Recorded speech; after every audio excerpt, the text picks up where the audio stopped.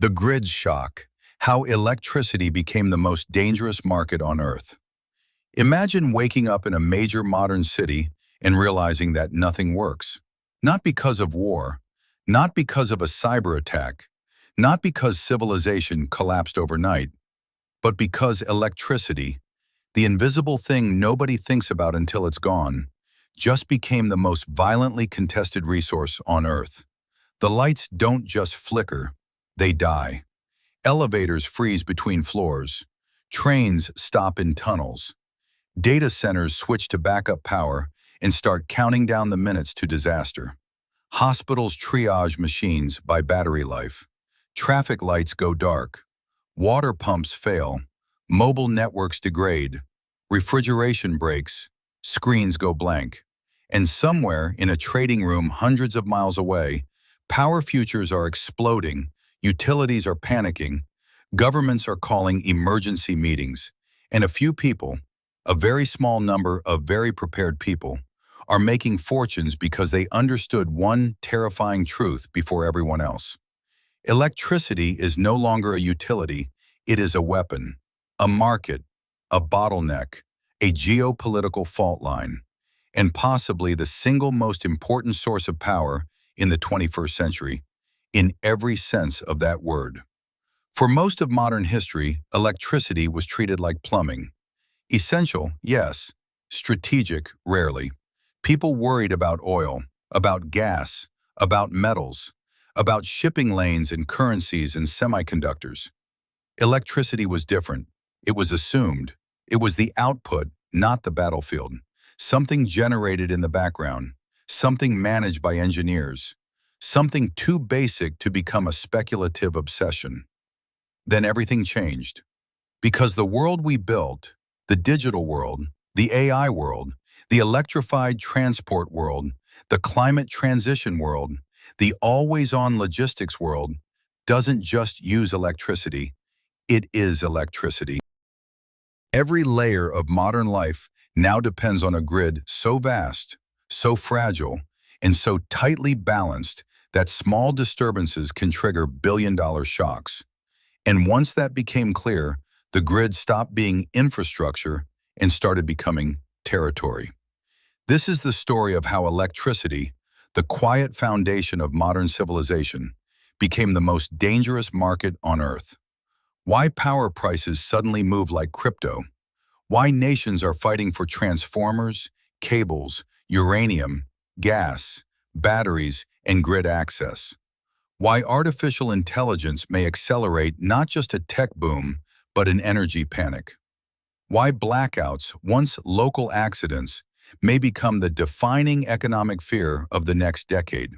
And why the next great geopolitical struggle may not be over land, oil, or even chips, but over who gets to keep the lights on. By the end of this video, you'll understand how the global power system became so unstable, who profits when the grid breaks, and why the next market shock may not happen on Wall Street first, but in the wires beneath your feet. Welcome to the grid shock. 1. The silent machine. Why nobody thought electricity could become a crisis. The first reason electricity became dangerous is that almost nobody was paying attention while it was becoming indispensable. Think about how modern people imagine power. It comes from nowhere. You flip a switch, your screen turns on, your fridge hums, your train moves, your office glows, your payment goes through. Electricity feels instantaneous, effortless, and permanent, less like a resource than a natural law. We think about fuel because we see it. We think about money because we count it. We think about food because we buy it. Electricity is different. It disappears into walls, under streets, behind substations, inside cables, beyond fences. The more advanced a society becomes, the more invisible electricity seems. And that illusion is dangerous, because electricity is not a thing, it is a balancing act. At every second of every day, supply and demand must match almost perfectly. Too little generation and frequency falls. Too much instability and systems trip. Too much demand at the wrong time and power stations strain. Too much renewable generation without enough storage or transmission, and power appears where it is not needed, while disappearing where it is. There is no meaningful margin for fantasy in grid management. The grid is physics wearing an economic mask. For decades, this system survived because demand growth was relatively predictable and the architecture of power was relatively stable. Coal plants, gas plants, nuclear stations, hydroelectric dams, centralized generation feeding predictable industrial loads and household demand. It wasn't elegant, it wasn't green, but it was understandable. Then the world decided to electrify everything all at once. Cars became electric, heating became electric, factories became more automated, cities digitized, data centers multiplied. Crypto mining emerged like a parasite attached to spare capacity. AI data centers arrived with the energy appetite of small nations. Renewables surged, but unevenly. Gas remained crucial, but politically volatile. Nuclear made a partial comeback, but too slowly. Transmission networks aged, transformers became harder to source, and suddenly the system that used to deliver background stability became a machine under visible stress. The key shift is simple. Electricity stopped being a downstream convenience and became the upstream dependency of almost everything else. The world did not merely add more devices. It built an economy in which production, movement, finance, healthcare, communication, defense, and computation all depend on uninterrupted power quality at massive scale. The more digital the economy becomes, the more fragile it becomes to electrical disruption. A medieval city could survive darkness. A cloud-dependent economy cannot. And yet most people still think of electricity like they did in 1998. That mismatch between perception and reality is where the crisis begins. Because markets don't panic when something is obviously important. They panic when something everyone assumed was stable turns out to be fragile. And electricity is the most dangerous example of that illusion in the modern world. 2. The fragile grid. Why the system was never built for this world. Here is the first real shock beneath the shock. Most power grids were not designed for the future we are now forcing them to carry. They were designed for a world of centralized generation, stable baseload, slower load growth, and simpler demand patterns. They were not designed for millions of electric vehicles charging at night, solar generation flooding the system at noon, wind variability collapsing output at sunset, hyperscale AI data centers demanding uninterrupted power 24 hours a day, and geopolitically fragmented supply chains slowing upgrades to the physical equipment that keeps everything connected. People talk about the grid as if it were one coherent machine. It isn't. It is an aging patchwork of regional systems, transmission corridors, substations, balancing authorities, regulatory compromises, political constraints, legacy assets, and physical components that often take years to replace. Much of it was built for another era. Much of it is under-maintained. Much of it is overloaded. And almost all of it is now being asked to do more, faster, with less tolerance for failure. The problem starts with transmission. Generating electricity is not enough. You have to move it.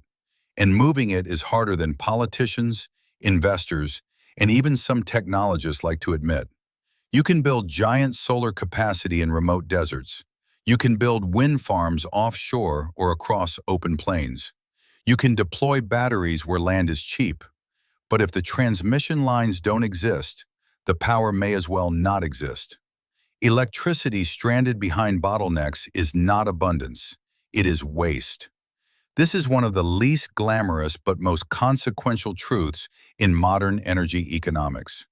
Grid bottlenecks create scarcity even inside systems that appear well supplied. You can have cheap wind power in one region and crippling power prices in another because the wires between them are insufficient. You can have negative prices during 1 hour and emergency warnings the next. You can have renewable energy headlines and blackout risk at the same time. None of this is a contradiction. It is what happens when generation evolves faster than infrastructure. Then there is intermittency. This is where energy debates become ideological, but the underlying issue is mechanical. Wind and solar are real, scalable, and increasingly cheap, but they do not obey demand curves. The sun does not care about evening peak demand. The wind does not care about market settlement windows. Without enough storage, backup generation, or grid flexibility, a system with too much variable generation can become less stable, not more. That does not mean renewables are a mistake.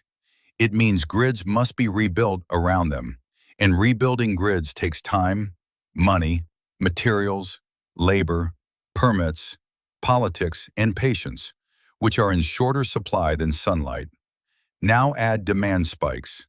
Electric vehicles are not just vehicles, they are mobile electrical loads. Heat pumps are not just climate solutions, they are winter peak amplifiers. Smart factories are not just productivity gains, they are precision-dependent power consumers. Data centers are not just buildings, they are permanent industrial demand with almost zero tolerance for interruption. AI takes this to another level. Training large models and running inference at scale doesn't simply require chips. It requires a river of electricity flowing continuously into facilities that must never fail. The phrase, "compute is constrained by power," would have sounded technical a few years ago. It now sounds geopolitical. Because if the grid cannot expand fast enough, then the future itself becomes rationed. And once a resource becomes rationed, prices stop being quiet. They become signals of conflict. That is when a utility becomes a market shock. 3. The first warning, when power prices stopped acting like utilities. Most people only notice electricity as a line item on a bill. They do not see wholesale markets. They do not see pricing spikes.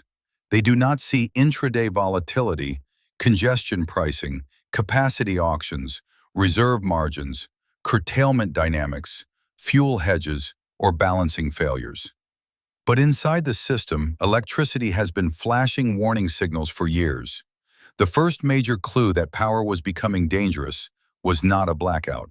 It was volatility. Utilities are supposed to be boring. Power prices are supposed to be regulated, smoothed, buffered by long-term contracts and infrastructure logic. But in market after market, power began behaving like a stressed commodity. Prices did not just rise. They surged, collapsed, reversed, and spiked again. In some regions, wholesale electricity prices went negative during oversupply periods, only to explode hours later when demand surged and flexible generation failed to keep up. In others, gas shortages pushed power prices to levels that made entire industrial sectors uneconomic. Utilities that looked safe on paper suddenly faced exposure to fuel costs, balancing penalties, and procurement failures they were never modeled to survive. The public saw this most clearly during energy crises in Europe, Texas, California, and elsewhere. Different causes, same lesson. Electricity was not stable, it was contingent. Take a market under stress and everything becomes nonlinear. A small shortfall does not create a small problem. It creates a cascade. Industrial users shut down. Hedging costs surge. Politicians intervene. Retail prices are capped or subsidized. Utilities absorb losses. Credit risk rises. Maintenance gets deferred. Investment signals become distorted. The public sees a price issue. The system experiences a legitimacy crisis. Because when electricity becomes unaffordable, modern states are forced to respond. Not eventually, immediately. That changes the behavior of everyone involved. Governments fear political backlash. Utilities fear insolvency. Traders fear intervention. Industrial users fear shutdowns. Investors fear stranded assets.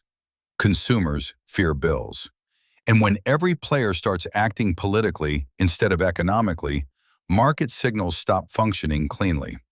Now the market is not pricing power, it is pricing uncertainty. That is far more dangerous. And then came the second warning.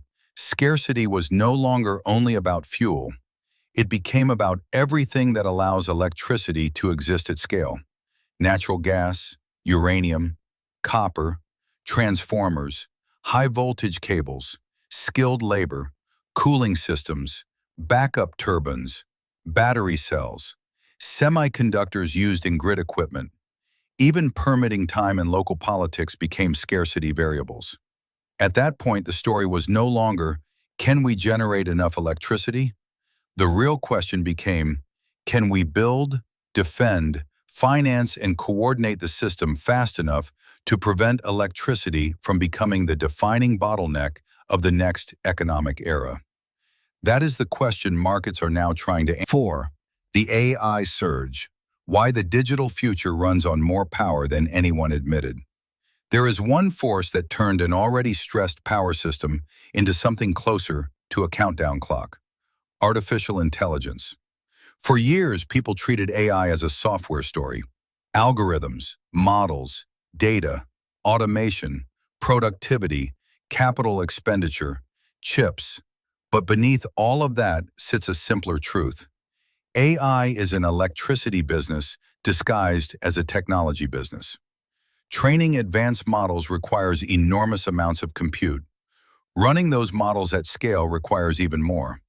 Every query, every inference layer, every cloud-based workflow, every enterprise integration, every autonomous system, every recommendation engine, every synthetic video tool, every AI coding assistant, all of it runs on physical machines in physical buildings that consume real electricity every second they operate.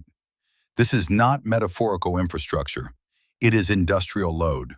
And unlike consumer demand, AI demand is strategic. Corporations are not merely experimenting with it, they are racing to dominate through it. Governments are not merely regulating it, they are militarizing, subsidizing, and nationalizing parts of the stack around it. Investors are not merely funding apps, they are funding compute empires, which means every major player in the AI race is now converging on the same physical constraint: access to abundant, reliable, scalable electricity. Data centers used to be important. Now they are geopolitical assets. A hyperscale facility can consume as much power as a small city. Build clusters of them around strategic hubs, and you start reshaping regional grids. Add cooling demand, redundancy requirements, fiber dependencies, and backup systems, and the footprint grows even larger. Then multiply that by the global scramble for AI capacity. Suddenly, the issue is no longer whether AI will change the economy, it is whether the grid can survive what AI demands from it. This is why energy CEOs, utility executives, and policymakers have started talking about AI in the language previously reserved for heavy industry and defense planning. Because AI is not just another demand segment, it is concentrated, politically favored, investment-fueled demand that arrives fast, expects priority, and tolerates no interruption. And here is the darker implication. When a society decides that certain forms of demand are strategically important, other forms of demand become optional. That is how rationing begins. Not always through explicit blackouts, but through price, priority, access, and hidden hierarchy. If a grid has finite expansion speed and AI data centers are treated as strategic, what gets deprioritized? Households? Small industry? Marginal regions? Legacy businesses? Public infrastructure? Cheap consumer pricing? The more valuable computation becomes, the more likely power allocation becomes political. And once power allocation becomes political, electricity stops being a neutral service. It becomes a hierarchy. This is one of the reasons the next grid shock may feel so socially explosive. People can tolerate market winners and losers in abstract finance. They do not tolerate being told that a machine cluster training models deserves electricity more than they do. That is when the story stops being about innovation and starts becoming about power in the oldest sense. Who decides who gets what? The market sees this coming. That is why electricity is no longer boring. It is now where technology, politics, and scarcity collide.